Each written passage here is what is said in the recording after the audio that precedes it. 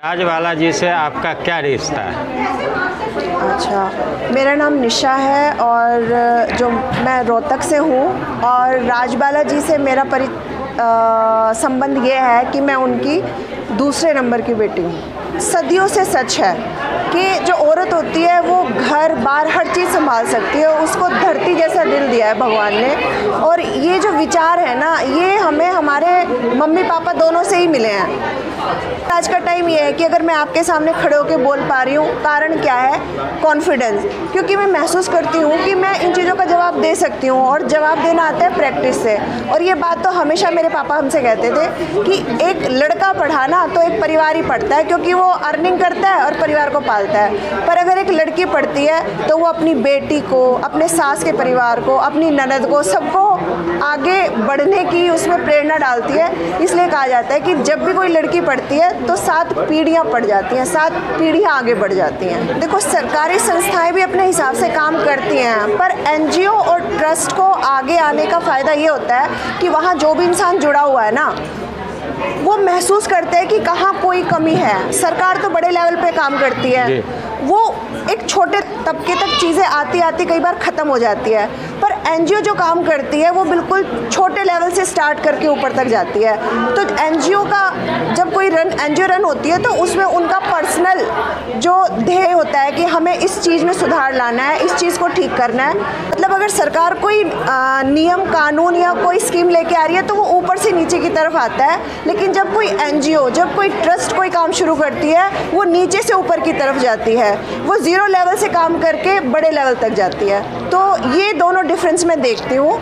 और एजुकेशन की जहाँ तक आपने पूछा कि कैसे यूज़फुल है, एजुकेशन के बिना तो आप कुछ भी नहीं समझ सकते। एक अनपढ़ आदमी का दिमाग ऐसा माना जाता है कि बहुत ही सिकुड़ा हुआ होता है, पर जैसे जैसे आपकी पढ़ाई आगे बढ़ती है आप चीज़ों को बड़े लेवल पे देखने लगते हो, उसके हर एक्सपेक्ट को देखने लगते हो। मम्मी की दूसरी पुण्यतिथि है और बहुत धूमधाम से तो हम नहीं कहेंगे कि हमने मनाई है। आपने क्या देखा? सबसे पहले हमने सुंदरकांड का यहाँ पे पाठ कराया, जो कि बहुत ही इम्पॉर्टेंट चीज़ मानी जाती है, जिससे ऐसा बोला जाता है कि दिमाग के सारे चक्षु खुल जाते हैं। दूसरे नंबर पे लोगों ने अपने विचार व्यक्त किए और सबके विचारों में आपने देखा होगा कि लड़कियों को आगे बढ़ाने की, उनको प्रेरणा देने के विचार थे। तो यहाँ जो सबका ध्येय है ये है कि कैसे हम अपने समाज में कुछ अच्छी चीज़ें करें और उनको आगे बढ़ाएं। भविष्य में राजबाला ट्रस्ट को आप कहाँ देखना चाहते हैं? जिस तरह से हमारी राजबाला एनजीओ और राजबाला एकेडमी आगे बढ़ रही है, 1 से 8वीं तक के बच्चों को फ्री में पढ़ा रही है, तो मैं ये देखती हूँ कहीं ना कहीं ये एक माइलस्टोन साबित होगी।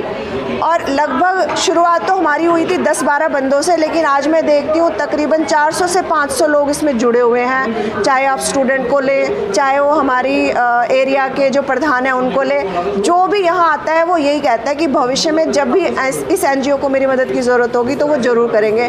तो इस बात से मैं बहुत खुश हूँ कि जो हमारा दायरा है धीरे धीरे बढ़ रहा है और भविष्य में मैं राजबाला एनजीओ को एक बड़े मुकाम पे देखना की उम्मीद करती हूँ कि जहाँ पे लड़कियाँ अपनी पर्सनैलिटी डेवलपमेंट में और एजुकेशन में आगे जा पाएंगी और अपने पैर पर खड़ी हो पाएंगी। आप पर्सनली तौर पर कभी महिलाओं के लिए आवाज़ उठाए हैं? जैसे हरियाणा में लड़कियों की संख्या कम होने का, ऐसे कुछ आवाज़ उठाने की कोशिश की है?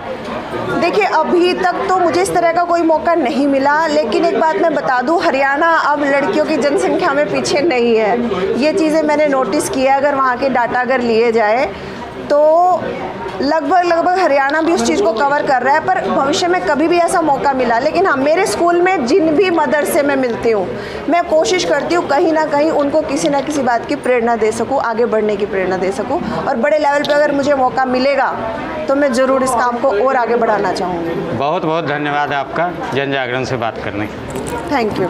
मेरा नाम यश चौहान है। मैं श्रीमती राजबाला जी मेरी नानी लगती थी और मैं आज उनकी बरसी पे यहाँ उनके फंक्शन को अटेंड करने आया। क्या याद आ रही है उनके बारे में आज?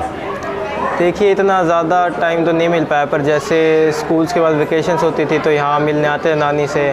नानी बहुत खातिरदारी करती थी, खिलाते पिलाते थे, प्यार भी बहुत करते थे अच्छे से। मतलब हम सबको नानी ने खातिरदारी वगैरह की है। याद तो उनकी बहुत आती, क्योंकि ऐसी नानी किस्मत वालों को ही मिलती हैं। पहले जब आते थे तो यहाँ रौनक रहती थी, हंसी रहती थी जब नानी थी हमारे साथ, हमारे श्रीमती राजबाला जी। पर अब है तो क्या नानी के बिना अब उतना कुछ अच्छा नहीं लग रहा है। देखिए बेसिकली इतना चांस तो नहीं मिला है करने का, पर यही ट्राई करते हैं कि जब भी आते हैं यहाँ कुछ वेलफेयर ही करके जाए, यहाँ कुछ अच्छा ही करके जाए, आगे काम आए यहाँ पे, बाकी लोगों को इंस्पिरेशन मिले।